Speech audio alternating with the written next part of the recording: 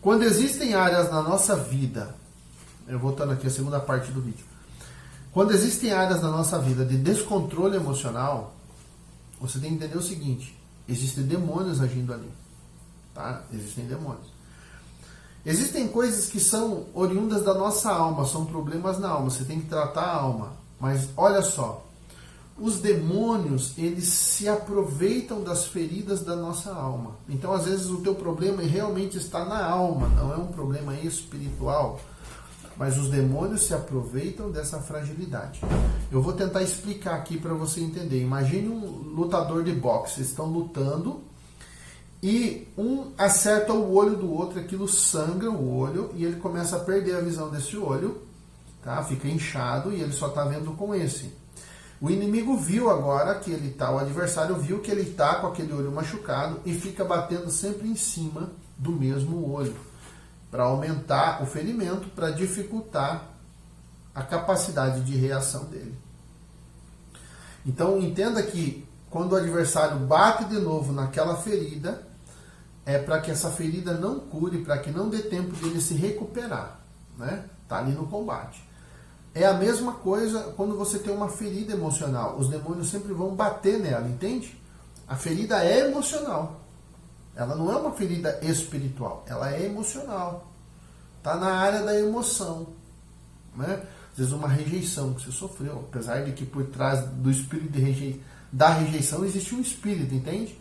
Mas eu estou querendo dizer o seguinte: não adianta você falar assim, vou expulsar o demônio da pessoa e tal. Não. Você tem que entender o que aconteceu para a pessoa chegar naquele ponto, o que desenvolveu aquela ferida. Quando você entende por que a pessoa tem essa debilidade nessa área, fica mais fácil de você ajudar.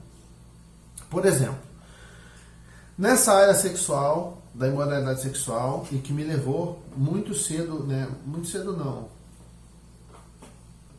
A minha primeira relação sexual foi com 17 anos.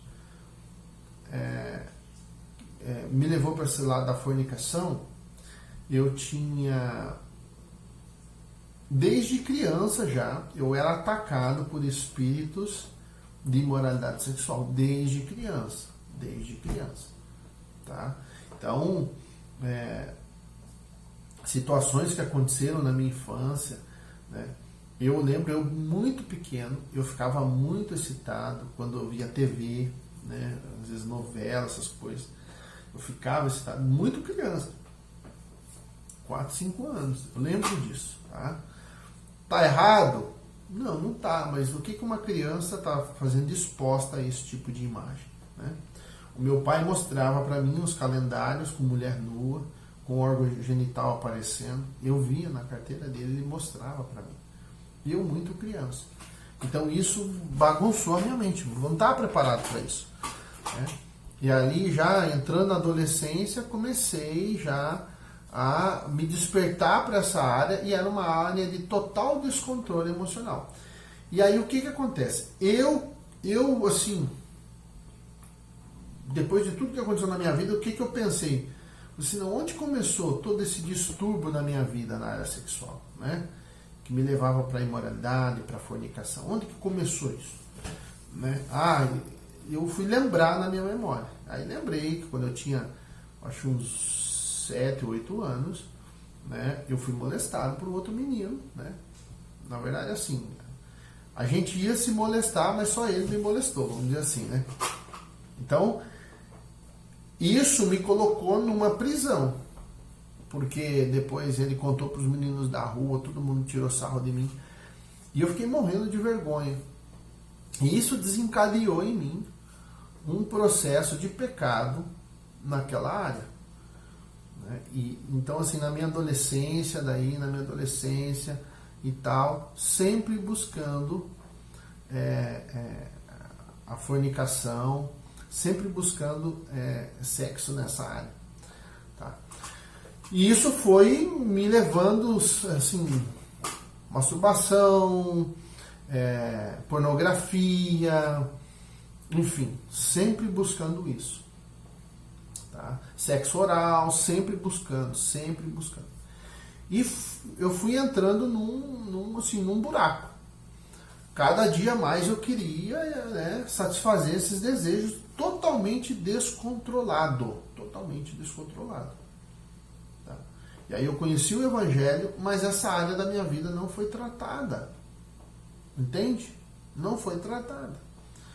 Então eu tive muitas dificuldades. Passei na minha vida no Evangelho 12 anos sofrendo com esses pecados de imoralidade sexual, tá? Com a pornografia, com a masturbação, sofrendo com isso. Entende? Então, quando eu comecei a mexer nessa área da minha vida, eu tive que voltar a lembrar onde que esse espírito, né, entrou na minha vida. Aí eu lembrei dessas coisas da infância que aconteceram, entende? Que perturbaram a minha mente, entende? E aí comecei a tratar isso, tá? Comecei a tratar isso, né? Perdoando a molestação, perdoando o meu pai que me mostrava pornografia, aqueles calendários, que muitas vezes eu via ele beijando outras mulheres que não era a minha mãe na minha frente, né? Uma vez eu até lembro que a gente parou com uma Kombi na Avenida Piquiri, em Cascavel aqui, e entrou uma senhora, uma mulher dentro do carro, ela beijou ele, ela brincou comigo e tal, e a gente saiu. Eu não lembro, acho que eu dormi, eu acho que ele deve ter ido para um motel, sei lá, com ela. Eu dormi dentro do carro, não lembro o que aconteceu, eu era muito criança. Mas eu lembro dessa mulher, lembro que ela era morena, de cabelo comprido, magra. Eu lembro, assim, muito da fisionomia dela. Então, essas memórias, essas coisas que deturparam já a minha mente desde criança, me levaram para esse comportamento, entendeu? Esse comportamento pecaminoso. Então eu fui sempre estimulando essa área e vivi muitos anos da minha vida escravo nessas áreas da minha vida. Né? Então, quando eu resolvi essa área da minha sexualidade, né, quando eu resolvi essa área de não mais ir para o sexo ilícito, não mais ir para a pornografia, não ir mais para a fornicação, para o adultério, toda e qualquer prática de moralidade sexual. Quando eu parei com isso, a minha vida espiritual equilibrou. Tá? É claro, existem outras coisas que fazem parte da sua vida espiritual. Leitura da Bíblia, isso aí tem que ter todo dia, 1 hora por dia pelo menos, você tem que ler. Tá? E oração, 1 hora por dia pelo menos a gente tem que orar. Às vezes a gente falha, mas você tem que se esforçar para fazer isso. Você tem que criar uma rotina. Tá? Como se fosse comida. Entendeu? Comida. Ah, isso aqui é comida, eu preciso disso. Então, para alimentar o seu corpo, você vai comer arroz, feijão, carne, ovos, salada, legumes, para alimentar a sua alma e o seu espírito, sua mente, seu intelecto, com as coisas de Deus. Você vai ter que ler a Bíblia e ter tempo de oração. Tá? Para você vencer essa área da sua vida. Tá? A fornicação, ela sempre vai te levar para um casamento, se isso der em casamento, para um casamento de sofrimento. Quem sabe quando começa a fornicar, você já semeou um divórcio lá na frente. Você já semeou um adultério lá na frente. Tá? Então, essa área da nossa vida tem que estar muito bem resolvida quando você decide casar com alguém. Tá? Se você olhar na Bíblia, querido, olha, se eu vou falar isso aqui, isso é coisa de gente quadrada. Você pensa o que você quiser, eu não estou preocupado com isso. Olha, entenda uma coisa, na Bíblia não tem namoro. Você não vê namoro na Bíblia. Você não vê beijação, pegação, você não vê na Bíblia. Na Bíblia o cara olhava a mulher, vou casar com você, pedia pro pai dele, o pai dele ia lá, falava com os pais dela, falava, meu filho quer casar com a sua filha, pode casar, marcava o casamento e casava. Era assim. Ah, mas olha só, né? Não dá nem para fazer um test drive. Então tá bom, faça o test drive. Continue fazendo test drive. Você vê o jeito que o mundo tá aí, né? As pessoas fazendo test drive. E aí ninguém é de ninguém e tá essa anarquia. Interessante que é o seguinte, querido. Você só vai conhecer prazer de verdade quando for na pureza. Quando for na pureza. Quando o casamento estiver santo. Você vai saber o que é prazer de verdade na vida sexual. Enquanto você viver numa vida de pecado, o que você vai experimentar não é prazer. Parece prazer. Olha só. Parece. Tem uma aparência de prazer. Mas não é prazer. Tem uma aparência de ser algo bom. Mas não é algo bom. Só parece.